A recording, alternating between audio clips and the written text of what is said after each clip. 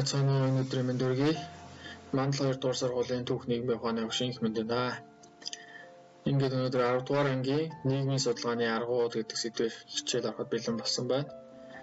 За миний бэлдсэн хичээлийн маань 11 дугаар ангийн нийгмийн сонгон судлах сонгон судалж суралцж байгаа хүүхдүүд мөн 12 дугаар ангийн эцэлтийн ерөнхий шалгалт өхөө бэлдэж байгаа сурагчид маань үзээрэй гэж хэлмээр байна. За ингээд хичээлд оръё. За нийгмийн судалгаа гэдэг бол үндсэндээ судлаач нийгмийн тухай үнэн бодиттой шин зүйлийг илрүүлэх ажиллагааг хэрэгжүүлэх аргуудын цогц гэж ерөнхийдөө тодорхойлоод байгаа. Тэгэхээр нийгмийн тухай үнэн бодит гэхээр одоо нийгэм бол зөвхөн хүн байгаа газар нийгэм байдаг гэсэн үг шүү дээ, тийм ээ. Тэгэхээр нийгмийн тухай үнэн бодит гэхээр хүмүүсийг ерөнхийдөө судална гэсэн үг. Тэгээд бодит болон яг байгаа оршиж байгаа шин зүйлүүдийг илрүүлэх ажиллагааг хэрэгжүүлэх аргуудын цогц гэдэг. Тэгэхээр аргууд гэхээр энд бол одоо олон арга байж таарх нь байна. Тэгээд цогц гэхээр одоо бас өөр бусад зүйлүүдийг хэлнэ гэсэн үг байна. За дэвшүүлсэн асуултанд шинжлэх ухааны логик зарчим горимуудыг баримтлан тохирох арга аргачлалыг нь ашиглан тодорхой үе шатын дагуу хариулахаар судлаачид бол ажиллаж идэг. За судлаач судалгааг зохион байгуулах, төлөвлөх, асуулт бүрт тохирсон мэдээлэл зохиолох, шинжлэх арга техникийг сонгох зэрэг олон чадварыг эзэмшиж байж амжилттай явуулж чаддаг гэсэн үг байна. Тэгэхээр нийгмийн судалгаа гэдэг бол хүн байгаа газар нийгэм байна. Тийм учраас хүн дээр тулгуурласан судалгааны бодит үнэн бодит мэдээллийг олж авахд тулгуурсан зүйл байна. За нийгмийн судалгаа хийхдээ манай судлаачид юуг анхаарах ёстой гэдэг вэ гэхээр судлагдж буй субъект нь заавал хүн байна те. За хүн байх учраас ёс зүйн хэм хэмжээг одоо баримтлахын хамт хүндэтгэлтэй ухаалаг харилцаж байж тэдний итгэлийг төрүүлэн тэднээс үн цэнтэй мэдээллийг авч чадсны үндсэн дээр судалгааг явуулдаг онцлогтой гэж байна. Тэгэхээр судалгаа явуулж байгаа үедээ субъектээс асууж байгаа асуулт нь ийдэг боловсон байхаас гадна одоо хүн ёсонд тулгуурласан байх ёстой. За тэрнээс доромжилсан одоо өгөөдсөн ч юм уу те одоо өөр янз бүрийн байдлаар ийм асуултыг асуухыг бол хоригддаг байна. За судалгааны аргуудыг бол ерөнхийд нь хоёр ангилаад байна. За индукцийн арга нөгөөх нь дедукцийн арга гэж хоёр ангилж байгаа. За индукцийн аргыг болохоор гэдэг нь юу хэлээд байна вэ гэхээр нэгжийг ажиглах замаар ерөнхий дүгнэлт онолд хүрэх арга гэж байна. Тэгэхээр нэгж гэдэг чинь болохоор ер нь нэг зүйл гэсэн үг шүү дээ, тий. Тэгэхээр багаас онол буюу ерөнхий дүгнэлтэнд хүрнэ гэсэн үг.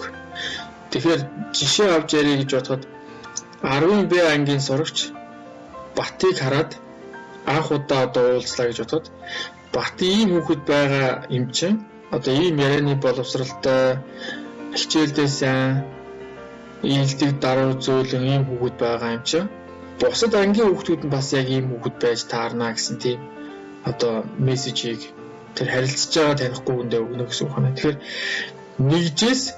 нэгжийг ажиглах замаар ерөнхий дүгнэлт онд хүрэх арга гэдэг нь ерөнхийдөө индукцийн аргыг хэлж байгаа гэсэн.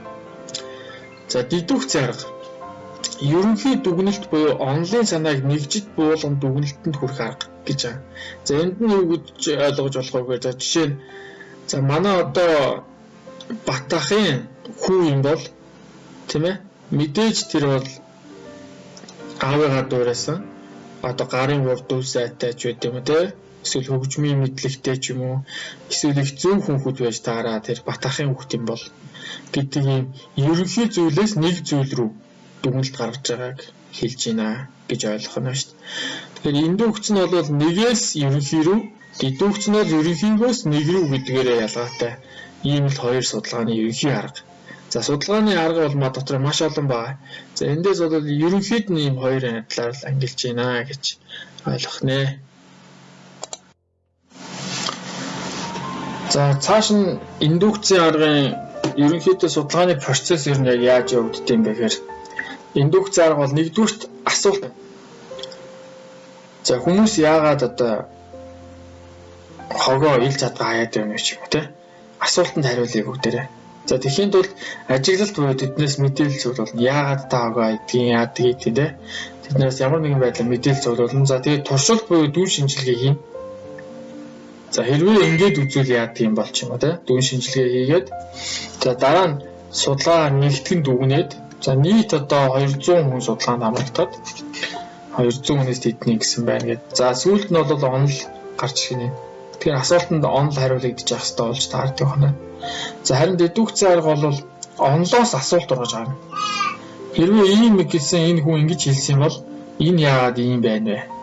За онолын хүрээний таамаглалаа дэвшүүлээд за ингээд буцаад мэдээлэлээ цуглуулад туршилт буюу дүн шинжилгээ хийгээд тэгээд нэгтгэн. Тэгэхээр нэг нь болохоор асуултаас хэлдэг, нөгөөх нь шууд онолоос хэлдэг. Уруу байралтай л гэж хэлж болох юм байна. За судалгааны аргуудыг цааш нь бол ерөнхийлөвчлэн ярих юм бол тоон судалгааны арга болон чанарын судалгааны арга гэж яриад байгаа.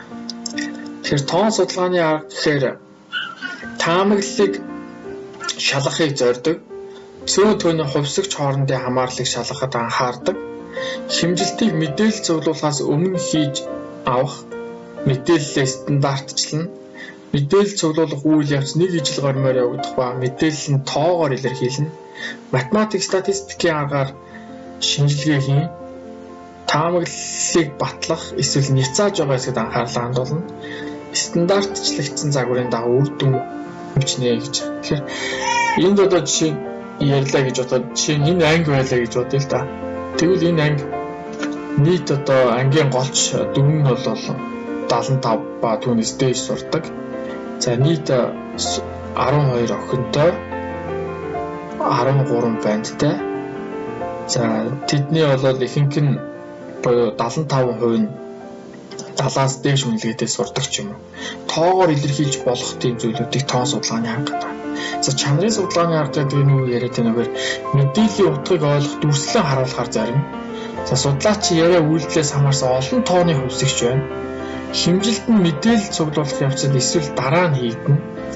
Мэдээлэл цуглуулах үйл явц харилцан адилгүй явагдана. Мэдээлэлд баримт бичиг ажиглагдсан зан үйл үг яриа байна. За задгаа мэдээлэлээс ерөнхий сэдв түүний нотлогоог олж авахд дүн шинжилгээ чиглэнэ. Стандартчлагдсан загварын дагуу үр дүн бичих албагүй байна гэж. За тэгэхээр бид нэр энэ 10 дугаар ангийн тухай хүүхдүүдийн зурган дээр одоо хамт олон дээр ярьлаа гэж бодоход чанарын судалгаа нь яаж гарах вэ гэдэг нь жишээ нь бол хөдөлмөрч, тусч, хичээнгүй, ив найртай одоо би биений хүндэтгсэн харилцаатай эелдэг зүйл хамт олон юм а гэдэг одоо дүгнэлт хийж болох нь шүү дээ. Тэгхийн бол энэ бол чанарын судалгаа харна. Тэгэхээр хүний хөдөлмөрч байдлыг юм уу эсвэл эелдэг байгааг юм уу эсвэл харилцааны соёлдоо байгааг тийм ээ ямар нэгэн тоогоор илэрхийлэх аргагүй гэсэн үг шүү дээ тийм.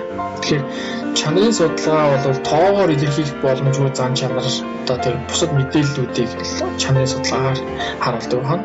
Тоон судалгаа бол математик статистикийн аргуудыг бол ашиглаж болдог тийм одоо мэдээллүүдэд одоо анхаарлаа хандуулж явдаг байна. Судалгааны санал бичих заавар. За судалгааны үндэслэл гэж байна. Эхлээд ямар үндэслэлээр энэ судалгаа явагдаж байгаа. За судалгааны зорилт гэж байх хэвээр. Юу зорж байгаа юм? Тэгээ юу хийх юм? За судалгааны үндсэн болон дид асуултууд. Ямар яг үндсэн энэ асуултны нойр. За үүнээс урган гарсан олон ийм асуултууд байна. За судалгааны загвар нь бол мэдээлэл цуглуулах загвар. За түүрийн загвар гэж. За мөн дүн шинжилгээний төлөвлөлтийн загвар гэсэн загвар байж болно. За судалгаанд баримтлах ёс зүйн дүрм нь ямар байх юм? Үйл ажиллагааны төлөвлөгөө нь ийм байх юм.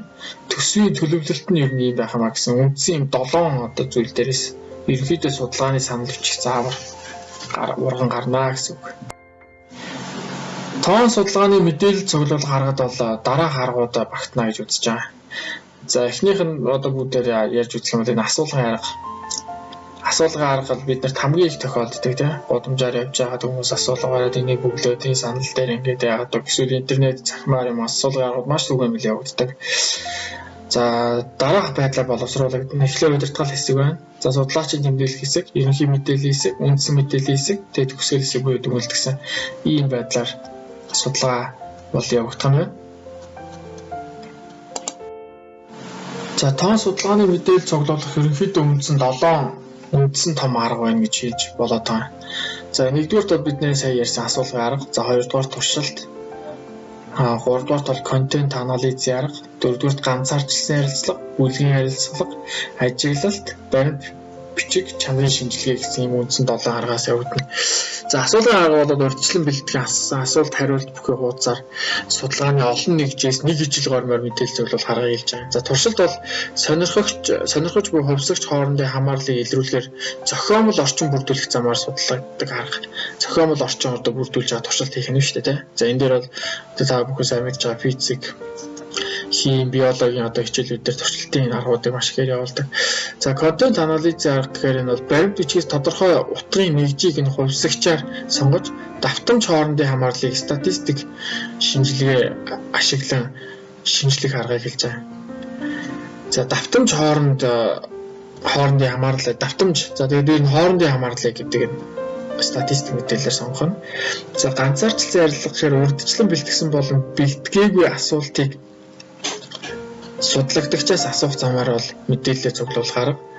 За бүлгийн ярилцлага нь болохоор тодорхой сэдв асуудлыг 8 хүртэлэх бүхий гишүүнээс дээш байх юм бол бүлгийн ярилцлага болох нь.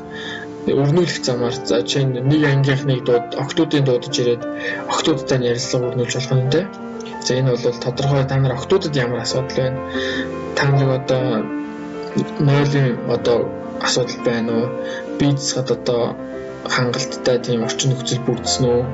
Хөвгүүд октоодтай ер нь харьцдаг нийтлэг харьцаа юу байх юм чи бүлгийн ярилцлага явуулж болох нь. За ажиглалт гэхээр судлаачдын зан үйл, үйлдэл, зан төлөв, үг яриа, хөдөлгөөний зэргийг нь ажиглах. За энэ замаар мэдээлэлээ цуглуулна.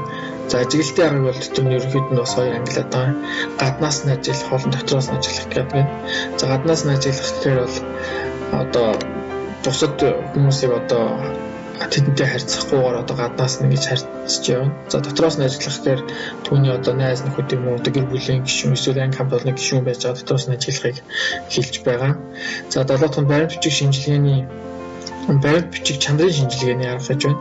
За баримт бичгийн агуулга, доголмор, өгүүлбэр, үг зэргийн утгыг нь олгох нийтлэг ерөнхий дур зэргийг үндэслэн харуулах арга гэж хэлж байна. Үндсэндээ бол тоон судалгааны аргууд дээр бол цаашид судалгаа бол нэлээд хүчтэй, өргөн үетэй олон аргаар явдаг байна. За та бүхэндээ гэрийн талаараа за судалгааны аргуудыг хамруулсан үгийн сүлжээ зохиогоод за хэн нэгнээр ажиллуулад үзээрэй.